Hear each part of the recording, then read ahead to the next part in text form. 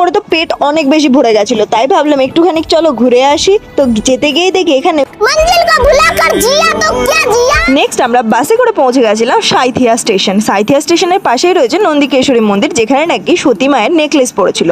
তো সেখানে আমাদের যখন ট্রেন ঢুকে গেল, ট্রেনে করে আমরা চলে এসেছিলাম রামপুরহাট স্টেশনে। স্টেশনে নেমে অনেক অটো টোটো রামপুরহাট যায়, কিন্তু আমরা সেখান থেকে একটুখানি এগিয়ে এসে হেঁটে বাস স্ট্যান্ডের কাছে এসে অটো ধরেছিলাম, আর সেখান থেকে আমরা পৌঁছে গেছিলাম তারাপীঠ মন্দির প্রাঙ্গণে। মন্দিরের পিছনের গেটের ঠিক বাঁ দিকে আছে শ্যামাশ্রী পূজা ভান্ডার। এখান থেকেই আমরা আমাদের আঙ্কেলকে ডেকে নিয়ে আঙ্কেল আমাদেরকে পুজো দিতে নিয়ে গেছিল। আর যেহেতু আমরা ভিআইপি লাইনে ঢুকেছিলাম, তাই আমাদের খুব তাড়াতাড়ি পুজোটা দেওয়া হয়ে গেছিল। মানুষের যাতে মন্দিরে কোনো কষ্ট না হয় তার জন্য এখানে তিরপল টানা হচ্ছিল, কারণ খুব রোদ পড়েছিল আজকে।